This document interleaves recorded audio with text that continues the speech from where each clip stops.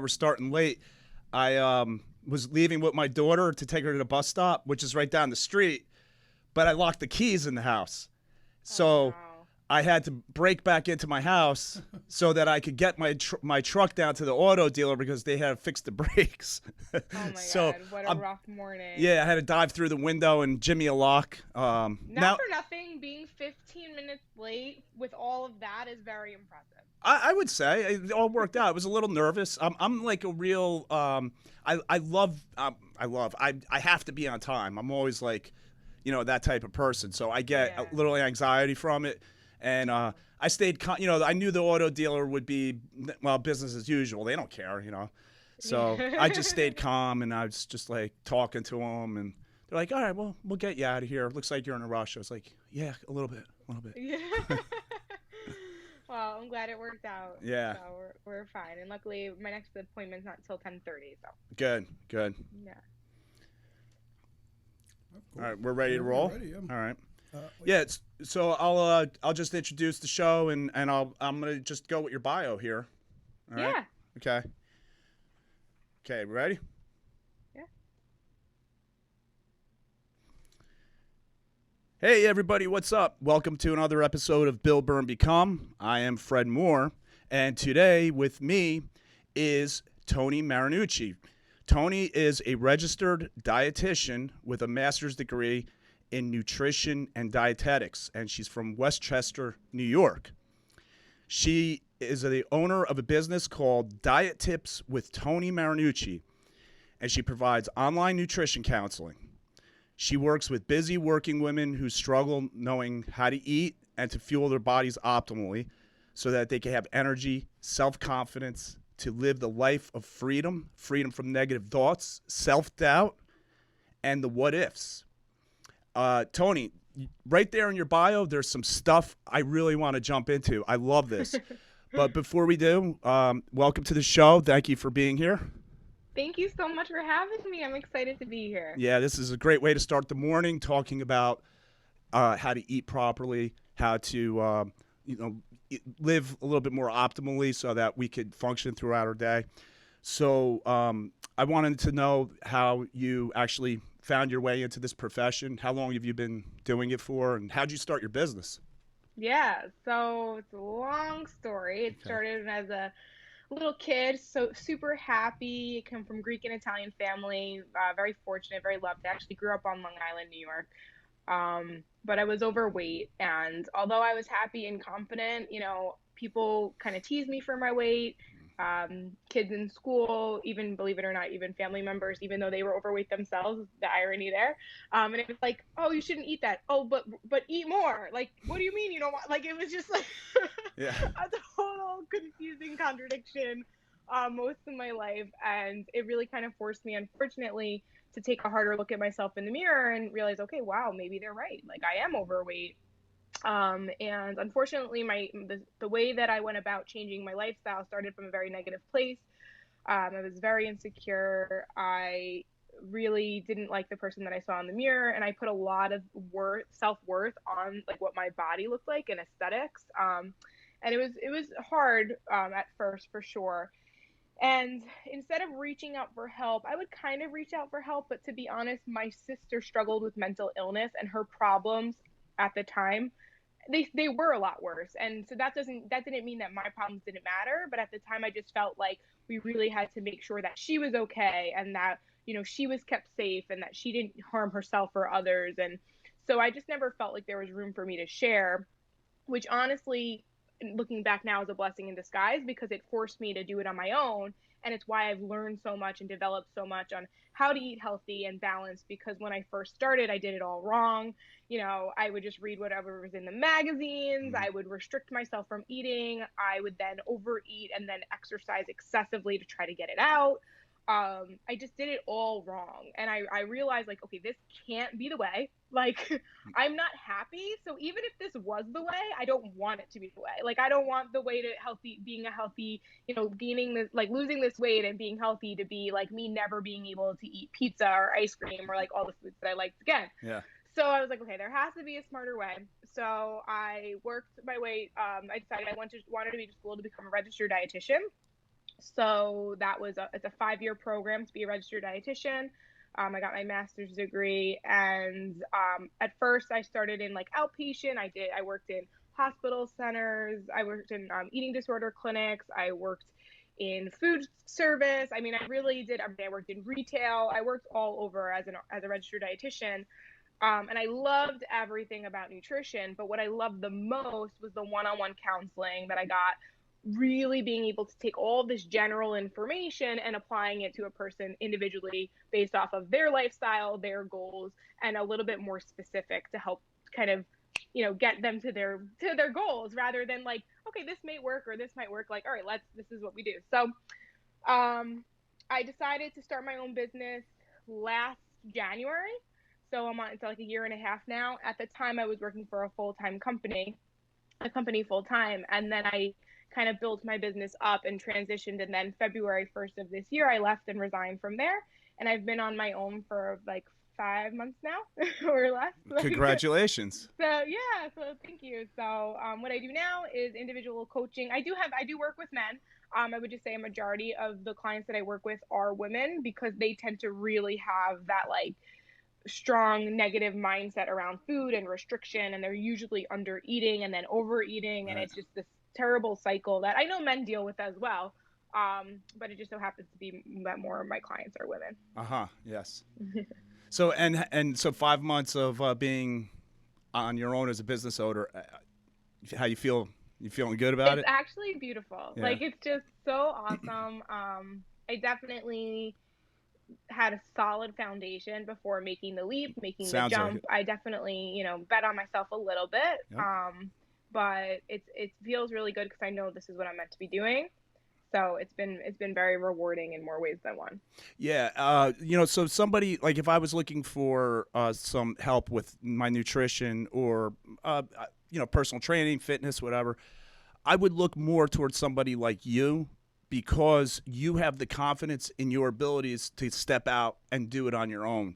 Mm-hmm. I'm not saying somebody working for somebody necessarily is the opposite of that.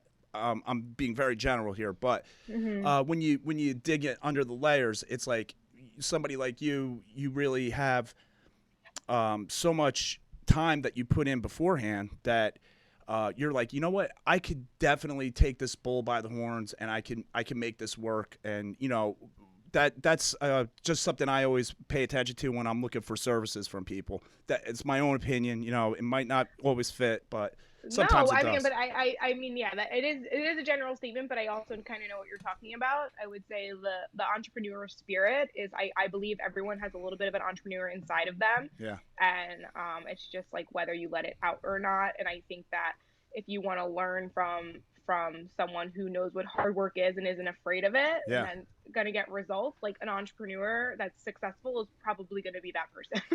Yes, and you're gonna really extend yourself to make sure that you're delivering the top-notch product or service, because everything is riding on under your name. Yeah, exactly. 100%.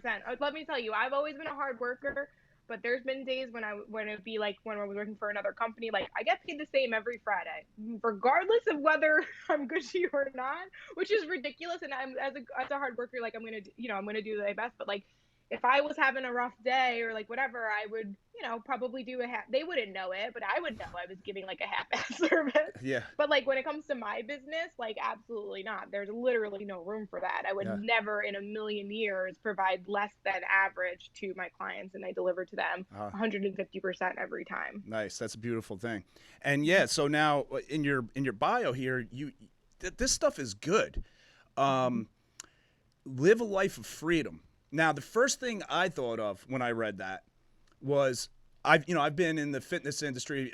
I've been a fireman for 16 years, but I've been in the fitness industry for 28 years. And back when I was 19, I went on the bulk diet and did all that stuff like what young guys do. And ever since then, it's been a relearning process over and over, because as you age and your life changes, your diet has to go with it. But I've done things like followed bodybuilding diet plans. I've used fitness apps where you have to plug in all your calories and everything. And you want to talk about the feeling of losing your freedom. Spend 2 hours on an app trying to plug in the right calories. And then at the end of the day, realize you put in the wrong information. You got to go back and do it again. You could really lose your freedom the more you try to get into just trying to eat properly. So that is a beautiful thing if you could help people with. So how exactly do you help with their freedom? And also you say freedom from negative thoughts too, which is a big thing too, because negative thoughts can derail you. But how do you help people with freeing them up?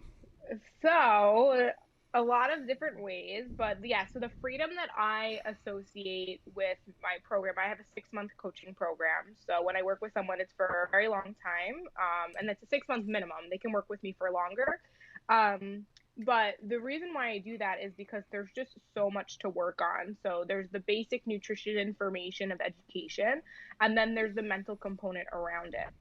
And what I try to teach people is actually at first, when they are working with me, you are going to focus a lot on food, and it's going to take up a lot of your headspace, but you're also going to make progress along the way versus the old them where they would focus, like you said, trying to figure out, like, how do I log in my fitness pal? Like, what is a carbohydrate? What is a protein? Is this 3 ounces? Is this 10 ounces? Is this a half a cup?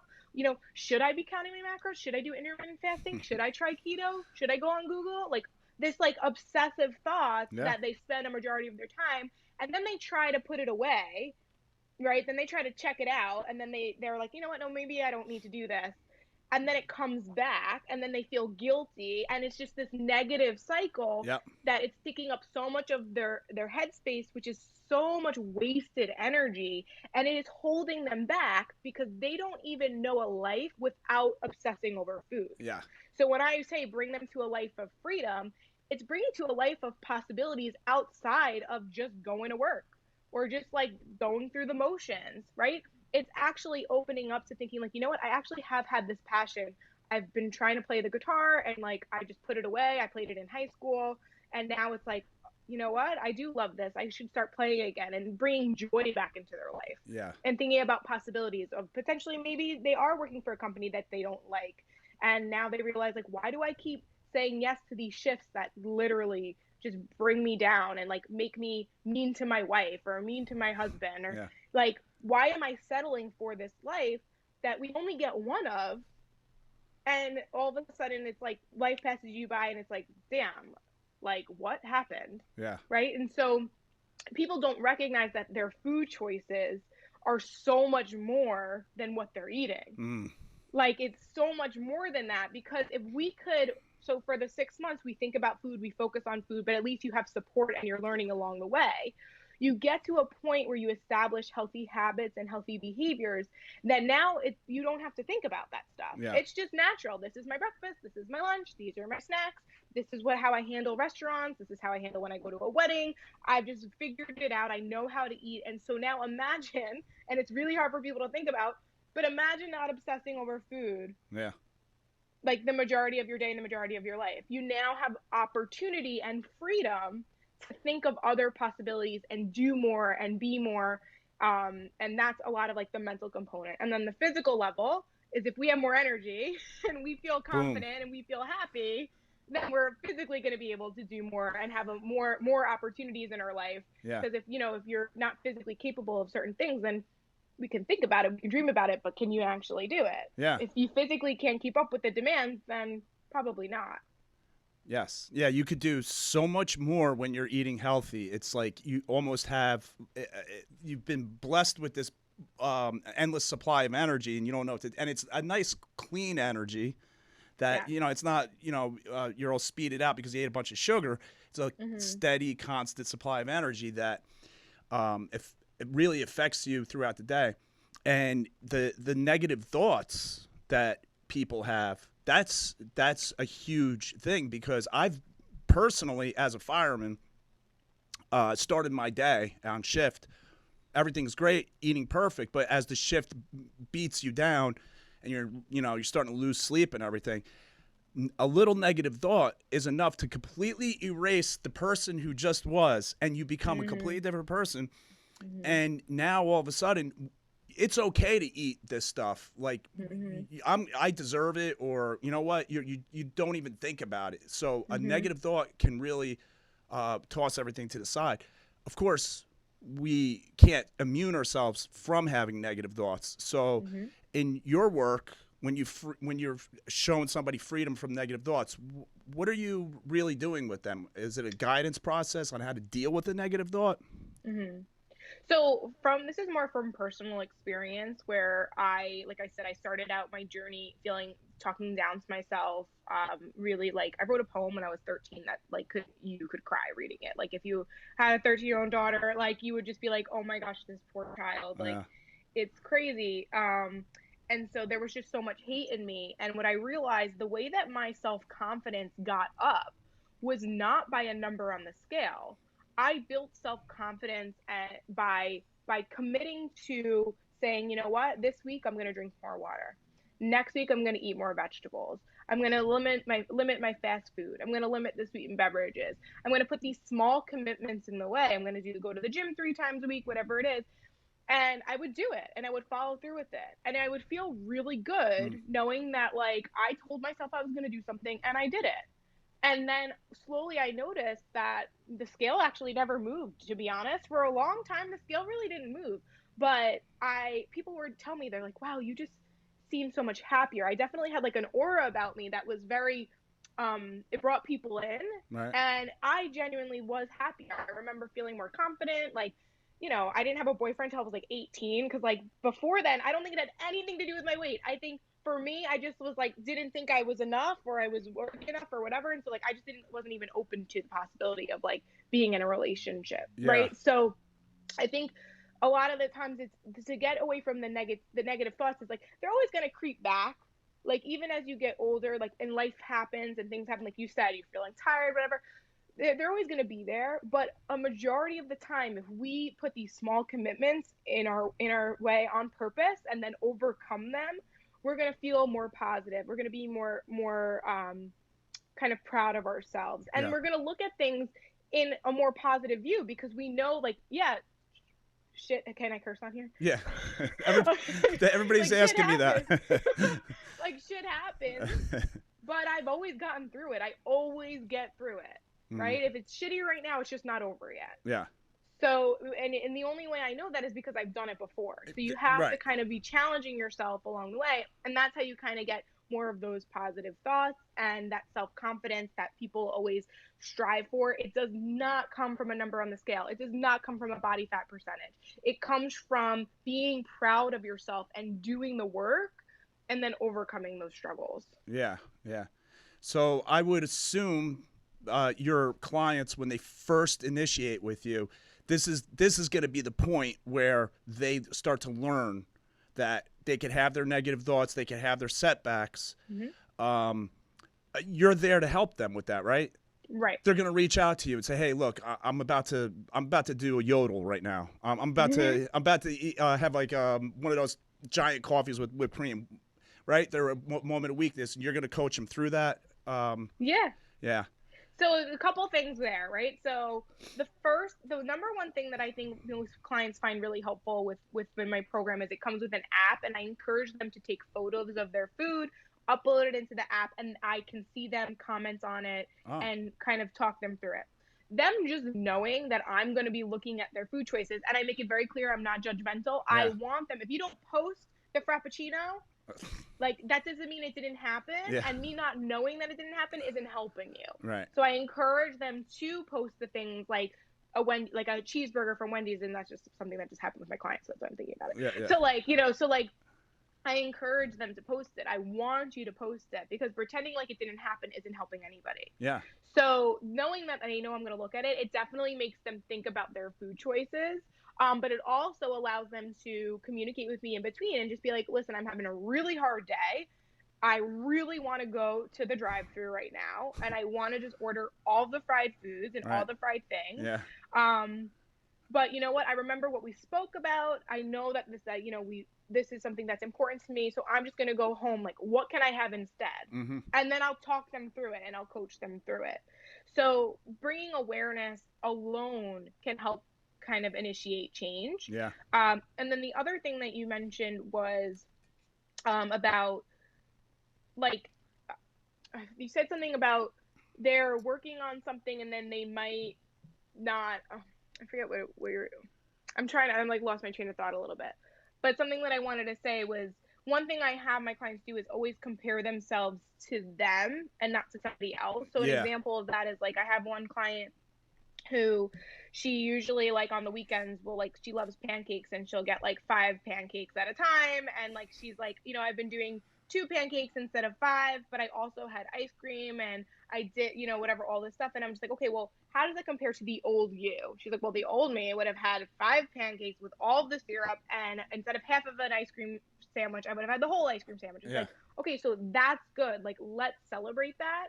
And you're going to eventually get to the point where you'll realize like, okay, if I want it I could have it, but I don't really want it, and so I don't have it. So there's a whole process that everyone's very different with, but I make sure to compare. They always compare themselves to them and not to somebody else. Yeah, that's really good. And then you mentioned with the app and the pictures, and then you're in the frame with them, so there's an accountability thing.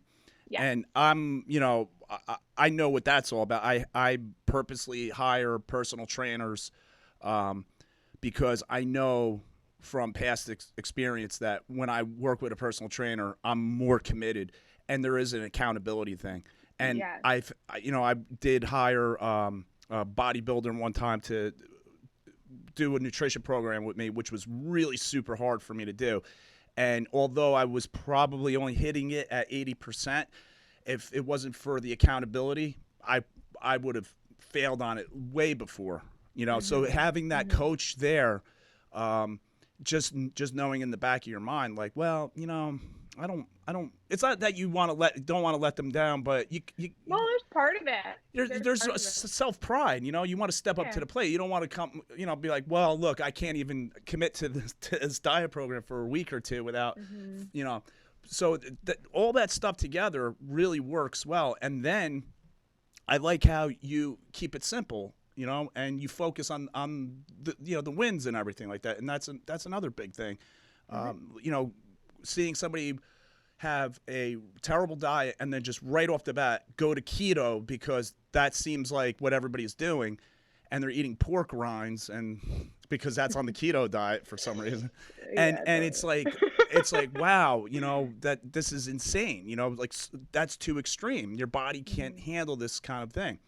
So as you work with your clients, I guess you get a broad spectrum of different situations. People that have fitness, I think they work out all the time, and then maybe people that don't like working out.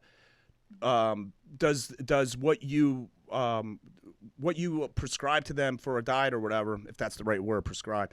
Does that change a lot because of how they work out or don't work out, or if they're more sedentary? Absolutely. Yeah, so the whole thing is all about individualization, right? So everybody has a different work schedule, a different exercise regimen, different likes, food allergies, intolerances, medical history, current medical conditions. Like there's so many factors that come into play. And so if we want it to be sustainable, where they can not just learn, not just eat like this for the 6 months, but learn how to eat for a lifetime, then I have to take all of that into consideration. Yeah.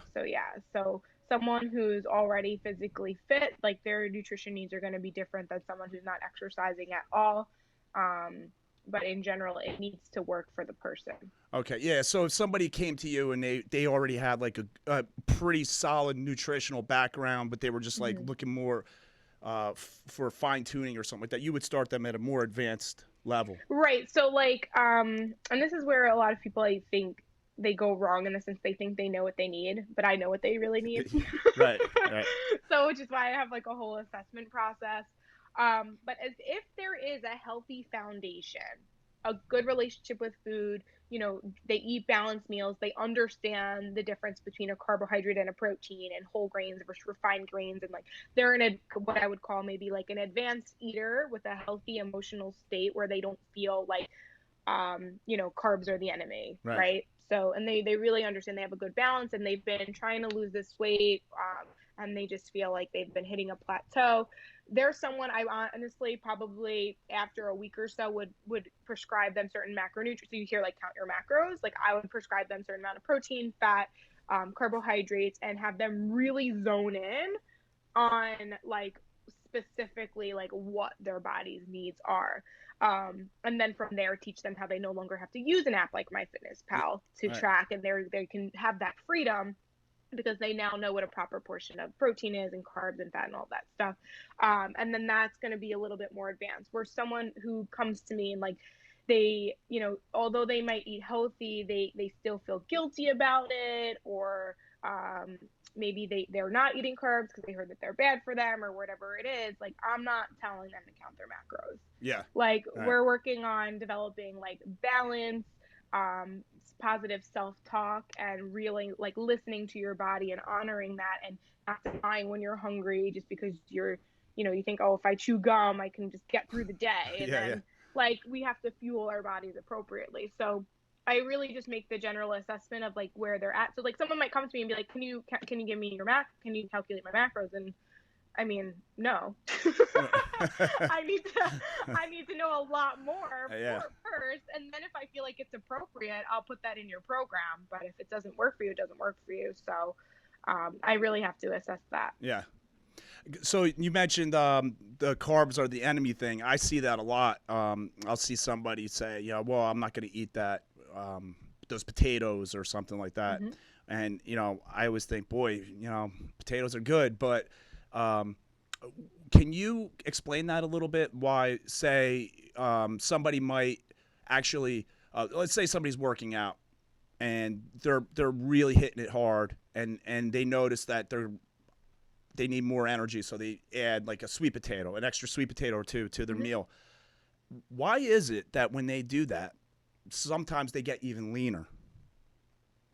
Oh, because, well, a couple of things. One, they could be, if they're under eating in general, so it could be the carbs, or it could just be that they're getting adequate amount of calories, then their body's going to start to work with them in their favor. Because if you're eating an appropriate amount, so if they add more, and whether it's a sweet potato, or even if it's like, you know, extra, you know, veggies or extra fat, whatever it is, and now they're actually getting adequate calories, their body, believe it or not, will start to lose more weight because it's no longer in fear of its life and feeling like you're starving it. Mm-hmm. Because you have to remember, we're mammals, right? So we're Right. meant to move. We're built just like a lion or a tiger, right? Like, it's the same thing. So if you are threatening it and you're not feeding it enough, the metabolism is going to slow down to compensate so it can preserve that energy, and it's not going to want to get rid of your fat. Mm-hmm. So if you're under eating, then chances are your metabolism slows down. So if you're someone who's training and you're not fueling your body properly, it's smart, and it's not going to work in your favor if you're aiming for fat loss. So if you start to fuel it appropriately, two things can happen. One, your body's getting enough of what it needs, and now it's like, oh, okay, I can let some of you go.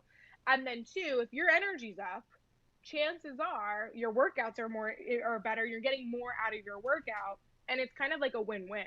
Right.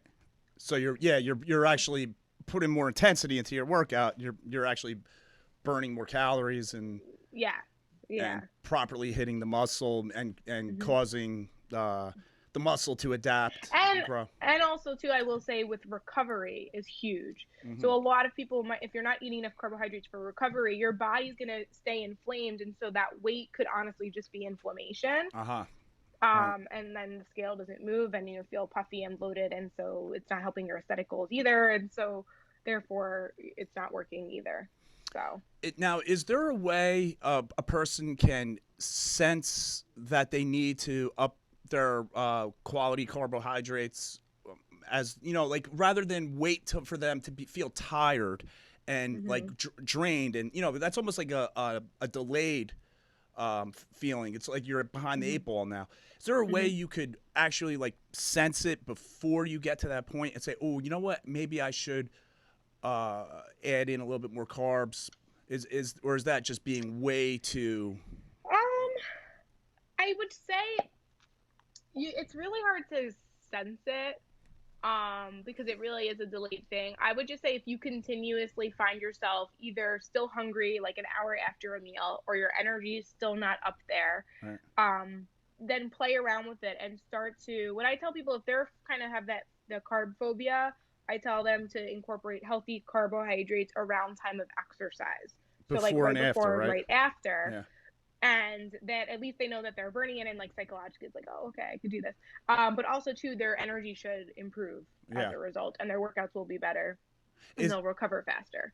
is that a one size fits all kind of thing to put your carbs before and after? Because I have tried that before, and I noticed at the other times of the day at the extreme ends, I just don't feel right. I feel like I need more carbs throughout the day. Is that just because Well, you could also have carbs later in the day. You yeah. don't have to only have it around there.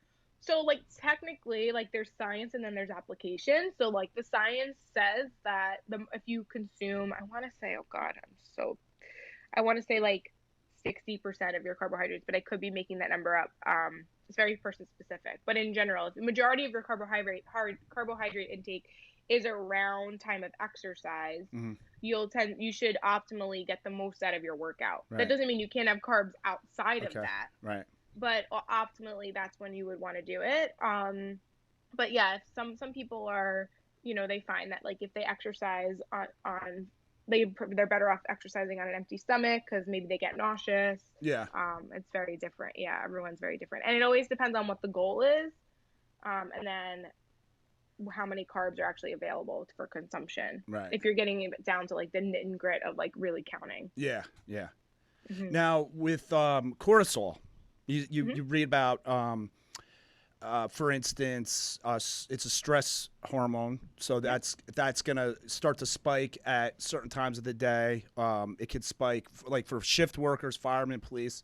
It could spike at 2 o'clock in the morning when the bell is going off, right? Right. The research shows that cortisol kind of like, well, it's catabolic, so it's going to eat into your muscle, and it's also, excuse me, it's also going to cause you to store more fat. Mm-hmm. I also read that eating carbohydrates helps reduce cortisol. Yes. Okay. Yeah. So, but Absolutely. is this like a significant thing, or is this like slight? Because I'm wondering, like, is it a good idea for a fireman when he gets back from bell at 2 o'clock in the morning, he's feeling a little hungry, rather than go crush the ice cream or something like that, which is so tempting at that time, maybe go eat a sweet potato and then go back to bed. I have a balanced meal. Just have a I meal. would say. Yeah. Just have a meal. Yeah. Think about the calories in ice cream and the calories in a meal. Right. Same thing. Quality of nutrition is so much more important. Right. But yeah, definitely I would say, we are an accumulation of our choices. And so an occasional thing of ice cream is okay. But if that's your usual go-to, Right. then you can't really expect your body to work in your favor. Nah. Right? If Right. you want more energy, if you want to feel better, if you don't want to develop things like high cholesterol and diabetes, if you want to be there for your children and your family, like you have to put this stuff top of mind. It doesn't make the ice cream off limits. It's just how often are you eating it? Right. Right. So now with shift workers, working these unusual hours and things, how would you help them with tracking throughout the day and everything, and then deal with these anomalies, for instance, where So I would say, so here's the thing when it comes, it's very, depending on the job, it's going to be different, like a fireman versus a police officer, but there's a lot of downtime, and then there's a lot of time where it's just like, all right, time to go, and food's not on the list. Like it's not an option. Like Right. you have to save someone's life. So first of all, thank you to any of first responders. Seriously, I really, really appreciate all of your hard work. So I would just say, like in that situation, take advantage of your downtime. Prepare on your off day. Prepare your food. mm-hmm. When you have the ability to cook, make it healthy. Use healthy cooking techniques, grilling, baking, broiling, limit fried foods. Have vegetables already prepared. Or if you have a microwave, getting like the frozen veggies, just throw that in the microwave. That way it's always present on the plate. Yeah. Sweet potatoes you could actually put in the microwave for like 7 to 8 minutes, right? So, if you plan ahead and you control what you can control, so you control the controllables, you'll be more likely to see results. And then there's going to be time in life, whether it's more frequent with a first responder. I think of even like nurse staff that I've worked with. Like there's certain professions where, yes, there's an added challenge for sure. And it's very, very difficult. However, we still have choices. And if we do our absolute best, it's like if you make sure that the fire truck has all of its parts, you guys check that thing. How often do you check that thing? Every day, every shift, right? Yeah. You make sure that, because when it's time to go, we need to make sure that it's working for us, Yes. right? Right. So the same thing is with your nutrition. Like, you can, and sometimes things happen, right? Sometimes, unfortunately, when you go out, things don't work. Maybe the hose, whatever, things happen. It's normal. But you still prepare and you try to predict and make it as easy as possible to do the job well. So it's the same thing with your nutrition. There's going to be things that you can't control, but there are a lot of things that you can control, right? Doritos versus popcorn. Popcorn's a better choice, right? Preparing your food or continuing to rely on, maybe I'll order takeout, maybe I won't. These are just these factors that it really all comes down to habit. And once again, you are an accumulation of your choices. So what can you do on a more consistent basis that's eventually going to lead you to the results that you want? Yes. And that's the sort of things that I think people need to think about, is that it does not have to be this black or white approach. It doesn't have to be like you eat perfect and you got it 100% every single time, and then the other time it's like completely off. There's a lot of gray in nutrition. Right. There's a lot of gray in a healthy lifestyle. Sometimes you can get your workout in. Sometimes you can't. Yeah. You do the best Right. you can. Sometimes you can kill in the gym for an hour. Sometimes you only got 20 minutes, but Yeah. you do the best that you can.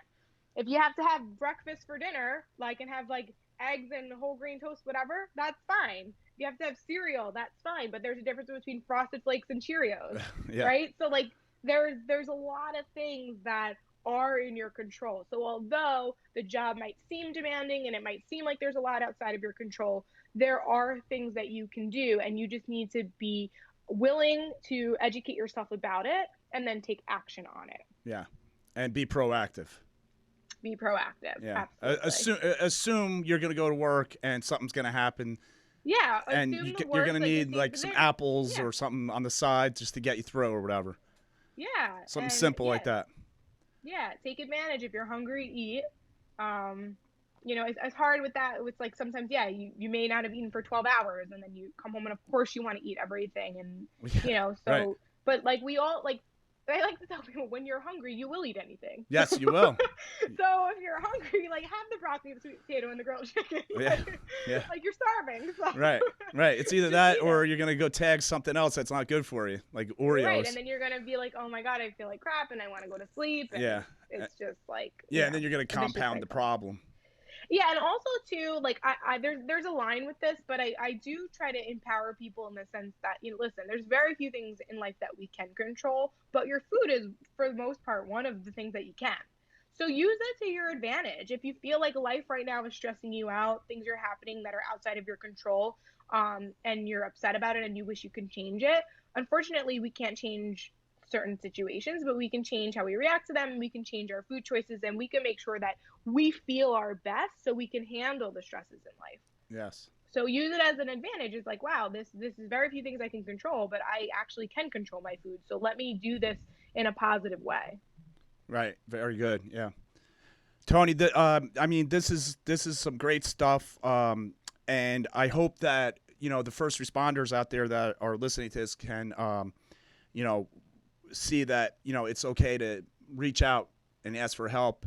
And, I kind of, I always want to say this on behalf of fitness professionals, that sometimes people, they look at the dollars and they go, boy, that, I'm going to get a personal trainer. Boy, they're expensive. I'll do it on my own.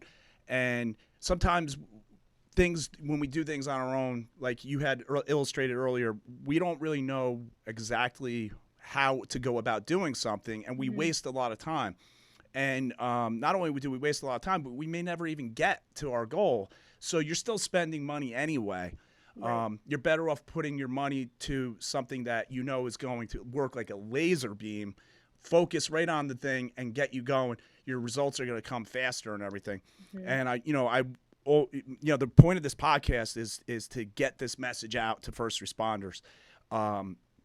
I want to see everybody do better, and if I could channel your energy through the microphone to them right now, reach out, look, talk to your doctor, talk to a dietitian, Toni, how can we reach you? How can we get your services and use your Yeah. app and everything? Tell us how to do that. Yeah. Well, definitely.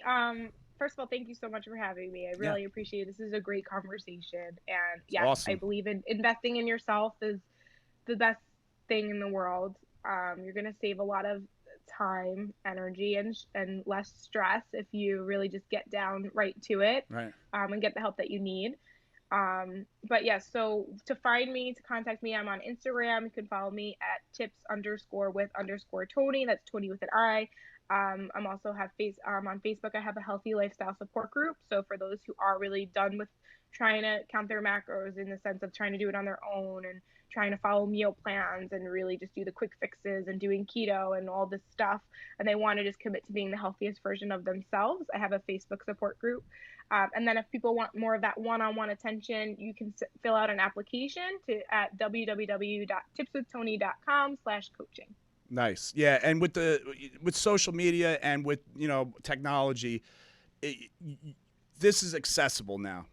People don't even have to leave their house. They can Yeah, get. no, it's all online. The whole program's all online Yeah, and everything. I mean it's fantastic, and it's such an advantage over the way it used to be, and yet as we continue through life, it gets more crazy with food and nutrition. So it's somebody to make sense out of it and put it in perspective is such a help. So thank you for sharing everything about yourself and your business with us, and I wish you luck with it prospering. I think you're going to do Thank very well. you. It Thank you seems so that this much. is definitely your passion, and I love it. Stick with it and keep getting better, and keep us healthy out there. Keep us I eating those healthy will. foods.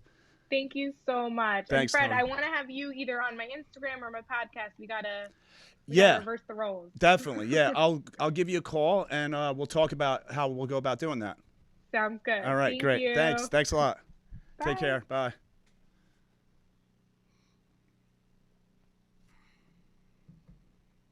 Did I hang up? I think he's trying to hang up on you. You can hang up if you want. I